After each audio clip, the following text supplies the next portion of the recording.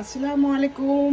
ডিলুস kitchen থেকে আজ আমি একটি মজার রান্না নিয়ে এসেছি। সেটি হলো সরিষা ইলিশ। সরিষা ইলিশ এই আইটেমটা অনেক মজার। কারণ শুধু আমার এই সরিষা ইলিশটা এত মজার হয়, মাছ লাগে না। এই ঝোলটা দিয়ে এক প্লেট ভাত অনায়াসে খাওয়া যাবে। তো আর এভাবে আপনারা রান্না করে খেয়ে দেখবেন যে সবাই আপনার চেটেপুটে খাবে। আর আপনার প্রশংসায় পঞ্চমুখ থাকবে। তা কারণ 80% লোকেই সরিষা ইলিশ রান্না করে। আপনারা আমার মতো করে রান্না করে দেখতে পারেন। কারণ সরিষা ইলিশ পছন্দ করে না এমন কোনো মানুষ খুঁজে পাওয়া যাবে না। 90% লোকেই কিন্তু সরিষা ইলিশ পছন্দ।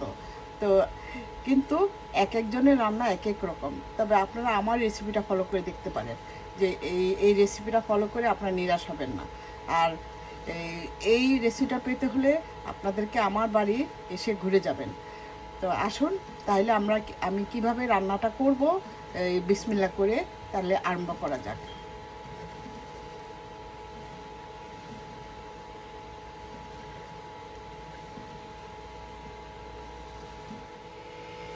আমি এরকম বড় বড় 4 পিস ইলিশ মাছ দিয়ে আমি সরষে ইলিশ রান্না করব।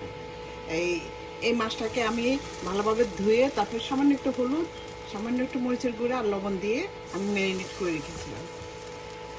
এখন আমি রান্না করার জন্য এখানে একটা কড়াই বসিয়ে দিয়েছি।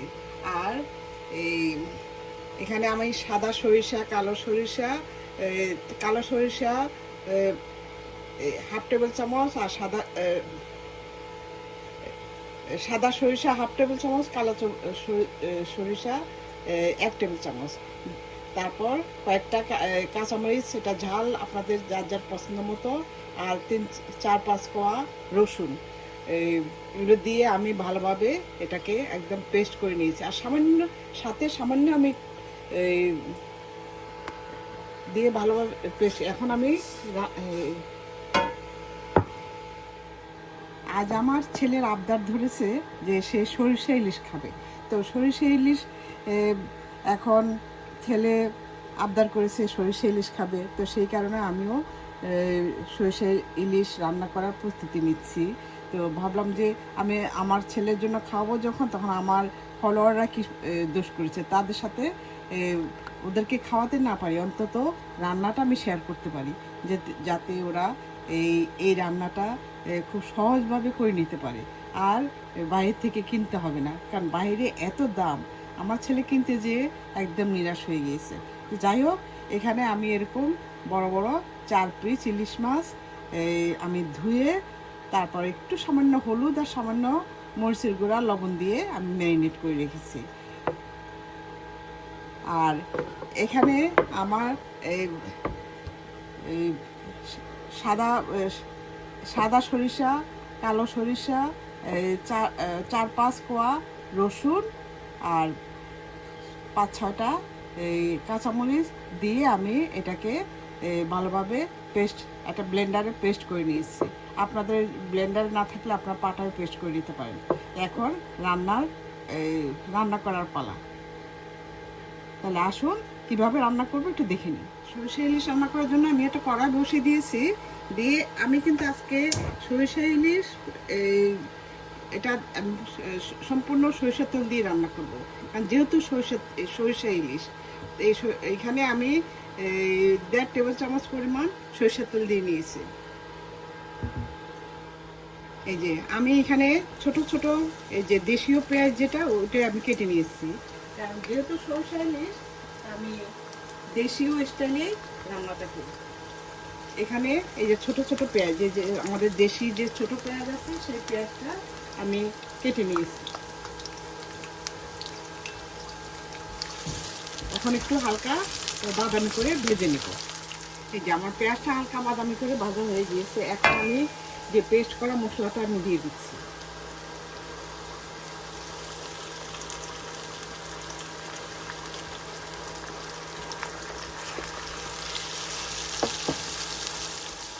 এখন দিয়ে দিচ্ছি এই যে দেখুন, এই কোয়াটার চা চামচ হলুদের গুঁড়া। তারপর আমি মরিচের গুঁড়া দিব না, কারণ যেহেতু আমি পেস্ট করার সময় কাঁচামরিচ দিয়েছি। এই যে দিয়ে দিচ্ছি ধনিয়ার গুঁড়া, এই হাফ চা চামচ ধনিয়ার গুঁড়া, তারপর হাফ চা চামচ জিরার গুঁড়া, এই যে ভাজা জিরার গুঁড়া, আর স্বাদ মতো লবণ। স্বাদ মতো লবণ দিয়ে আমি এটাকে ভালোভাবে কষিয়ে নিব। এটা ভাজতে ভাজতে একদম কষিয়ে ফেলবো।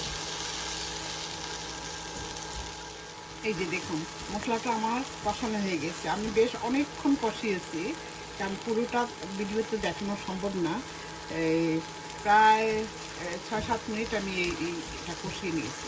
কারণ এই মশলাটা ভালোভাবে কষলে খেতে কিন্তু খুবই দারুণ লাগে। এখন আমি মাছগুলি দিয়ে দিচ্ছি। এই যে দেখুন, এই যে মাছগুলি আমি এখন দিয়ে দিচ্ছি।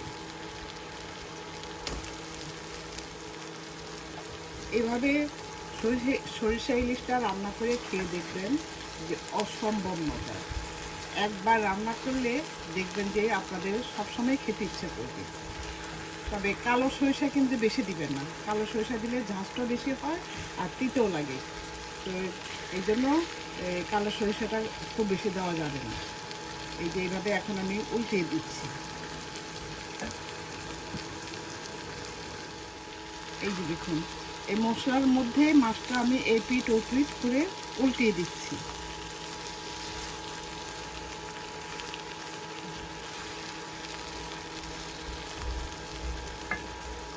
আমি এপিট ওপিট কয়েকবার উল্টিয়ে দিয়েছি। এখন আমি সামান্য গরম পানি দিয়ে দিচ্ছি।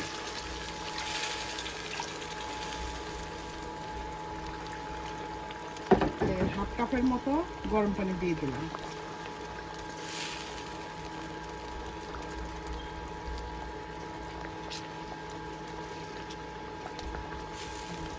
দিয়ে আমি এখন ঢেকে রান্না করব। মাছটা সিদ্ধ হওয়া পর্যন্ত। ইলিশ মাছ যদিও নরম মাছ, তাড়াতাড়ি সিদ্ধ হয়ে যায়, তারপরও মশলাটা যাতে ভিতরে ঢোকে সেই কারণে আমি আর একটু সিদ্ধ করব। একটু ভালোভাবে মোটামুটি সিদ্ধ করবো। এই যে সিদ্ধ করতে করতে যখন ঝোলটা একদম মাখা মাখা হয়ে আসবে তখন নামিয়ে ফেলবে।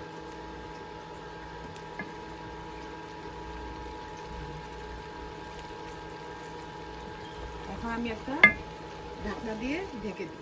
এই যে আমি এখন ঢাকনাটা তুলে একটু উল্টে পাল্টিয়ে দিচ্ছি। দেখুন, কারণ বেশি নাড়াচাড়া করলে মাছটা ভেঙে যাবে, দেখতে ভালো লাগবে না। এই যে এভাবে সুন্দর করে উল্টিয়ে পাল্টিয়ে দেবো। আমি এখন আর ঢাকনা দিব না, কারণ আমার মশলাটাও প্রায় ঢাকনা না দিয়ে আমি মশলাটা এখন কষি আর মানে টেনে নেব।